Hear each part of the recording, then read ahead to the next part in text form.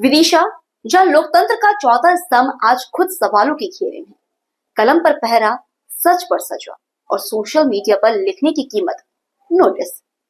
विदिशा में तहसीलदार द्वारा पत्रकारों को नोटिस जारी करने के बाद मीडिया जगत में हड़कंप मच गया है। अब सवाल बड़ा है, क्या सच लिखना अब अपराध बनता जा रहा है? विदिशा जिले में पत्रकारिता की स्वतंत्रता पर एक बार फिर सवाल खड़े हो गए हैं। तहसीलदार द्वारा जारी किए गए नोटिस ने पूरे मीडिया जगत को हिला दिया है। आरोप है कि कुछ पत्रकारों को सोशल मीडिया पर लिखे गए पोस्ट के बाद नोटिस भेजे गए हैं, जिसे पत्रकार संगठनों ने प्रेस की आजादी पर सीधा हमला बताया है। इसी के विरोध में जिले के सभी प्रमुख पत्रकार एकजुट हुए और लोकतांत्रिक तरीके से अपनी आवाज बुलंद की। मामला यही नहीं रुका, तहसीलदार के इस कदम के खिलाफ राजनीतिक और सामाजिक संगठनों ने भी विरोध जताया।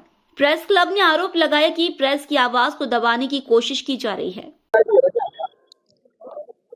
एक विदिशा की तहसीलदार हैं, वो तहसीलदार के द्वारा पत्रकारों के एक निजी ग्रुप पर, जिस ग्रुप पर पत्रकार अपनी सौजन्य चर्चाएं करते रहते हैं, शासन, प्रशासन, आम जनता, विदिशा शहर की अव्यवस्थाएं, उस ग्रुप में कुछ अधिकारी, कुछ राजनीतिक लोगों को भी जोड़ रखा है, जिससे समस्या उन तक सीधे पहुंच सके और समस्याओं का निराकरण हो सके। लेकिन दुर्भाग्य ये रहा कि उस चर्चा चल रही थी और उस चर्चा में तहसील से संबंधित कुछ समस्याएं ऐसी थी किसानों की जो आ रहे थे और परेशान हो रहे थे। तो उस चर्चा को दृष्टि रखते हुए तहसीलदार ने हमारे पत्रकार साथियों को नोटिस जारी कर दिए, जबकि यह उनको बिल्कुल अधिकार नहीं है कि हमारे ग्रुप में हम क्या कर रहे हैं। बगैर किसी सोच विचार के उन्होंने पत्रकारों को नोटिस जारी कर दिए। यह सीधे तौर पर पत्रकारिता का हनन है।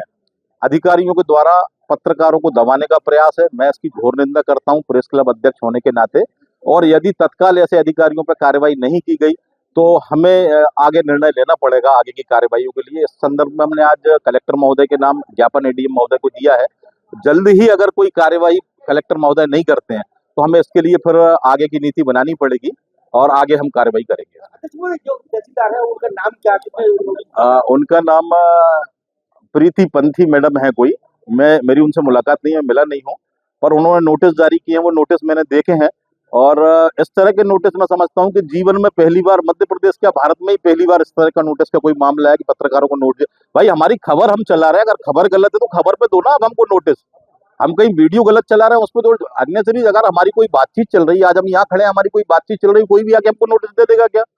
भाई, ग्रुप हमारे परिवार का ग्रुप है, उसमें हमने शासन प्रशासन को सिर्फ इसलिए जोड़ा है कि आपके पास तुरंत घटना, दुर्घटना या जो परेशानियां हैं लोगों की, वो परेशानियां पहुंचे और आप उनका निराकरण करो। और प्रशासन ने भी कई परेशानियों को स्वतः देखते हुए निराकरण किया है परेशानियों का, लेकिन आपने पत्रकारों को नोटिस दे दिए। तो इस तरह की जो कार्रवाई है वो हम बर्दाश्त नहीं करेंगे और अगर ये कलेक्टर महोदय इसमें कार्रवाई नहीं करते हैं तो हम आगे कार्रवाई के लिए बाध्य होंगे और हमें आगे निर्णय लेना पड़ेगा।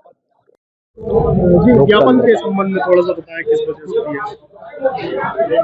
विगत दिवस जो हमारे पत्रकार साथियों के लिए जिला प्रशासन द्वारा जो नोटिस दिए गए, हम उस नोटिस की घोर निंदा करते हैं। पत्रकारिता संविधान का चौथा स्तंभ है और उस चौथे स्तंभ के अधिकारों का दमन करना ये प्रशासन की घोर निंदनीय कार्रवाई है। हम इसका विरोध करते हैं।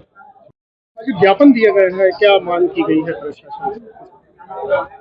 जिला कांग्रेस के संज्ञान में ये चीज आई कि कुछ पत्रकार हमारे साथियों के लिए विगत दिवस प्रशासन की कोई बात पर चर्चा करने के बाद जिला कलेक्टर द्वारा नोटिस जारी किए गए हैं। जिला कांग्रेस की इसकी घोर निंदा करती है और ये समाज के चौथे स्तंभ के अधिकारों का दमन। जो ज्ञापन दिया गया है, क्या मांग की गई है प्रशासन से? विदिशा में हमारे पत्रकार बंधुओं को कुछ नोटिस दिए गए तहसीलदार द्वारा। ये हमको संज्ञान में जब आया तो हमने कांग्रेस पार्टी ने निर्णय लिया कि पत्रकारिता स्वतंत्रता का अधिकार होता है। पत्रकार जो बोलते हैं, जो दिखाते हैं, जो छापते हैं, वो उनकी स्वतंत्रता होती है। ये हमारे लोकतंत्र में पत्रकारिता को स्वतंत्रता चौथा स्तंभ की श्रेणी में रखा गया है। इसी के तारतम्य में जिस तरीके का प्रशासन पत्रकारों पर दबाव बनाकर नोटिस दे रही है, ये गलत है और लोकतंत्र को दबाने का काम कर रही है। ये सरासर कहीं ना कहीं हम हिटलरशाही की ओर जा रहे हैं।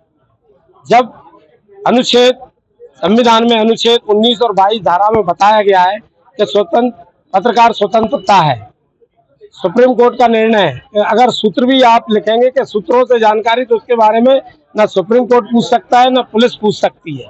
पत्रकारिता को इतना अधिकार दिया हुआ है कि अगर वो किसी चीज को लिखता है तो वो सूत्रों के माध्यम से भी अगर बताएगा तो वो ऑथेंटिक मानी जाएगी, उसमें कोई पूछ नहीं सकता, कार्रवाई नहीं हो सकती। इन सब बातों को लेकर हमने आज कलेक्टर साहब को ज्ञापन दिया है। अगर इस पर कार्रवाई उनकी वापस नहीं होती है पत्रकार साथियों की, जो प्रेस के लोग कहेंगे, जो पत्रकार साथी कहेंगे, कांग्रेस पार्टी उनके साथ में चौथे स्तंभ को झुकने नहीं दिया जाएगा। मर्यादा में रहकर काम करने का अधिकार हम सबका है। हम पत्रकारों के साथ हैं। लोकतंत्र की ये सत्याग्रह नहीं होने देंगे, चाहे हम किसी भी तरीके से हमें कदम उठाना पड़े, हम उनके साथ। कर्तव्य का ज्ञान नहीं है क्या उन पर भी कार्रवाई हो? बिल्कुल होना चाहिए। ये मैं आपके माध्यम से भी कहना चाहता हूँ, जिन लोगों ने नोटिस दिया है उन्हें पहले पत्रकारिताओं के अधिकारों को समझना चाहिए कि पत्रकारों पर कार्रवाई करने का अधिकार किसको है। डायरेक्ट अधिकारी किसी भी पत्रकार को नोटिस नहीं दे सकता। ये हम अपने पीआरओ के माध्यम से आप भेज सकते हो। एक अलग अलग सबकी प्रक्रिया है। आप हिटलरशाही मैंने जो शब्द बोला है, एक गुमान सा हो गया, सरकार में नहीं सुन रहे, अब अधिकारी नहीं सुन रहे, तो ये कहीं ना कहीं एक निराशा की ओर जाएगा। लोकतंत्र में पत्रकारों के साथ अन्याय है और आम जनता के जो दिखाते हैं उसके साथ अन्याय है। सब जनता सब पत्रकारों के साथ है। मैं आप सबके शुभकामनाओं के साथ आपकी लड़ाई में कांग्रेस पार्टी साथ रहेगी।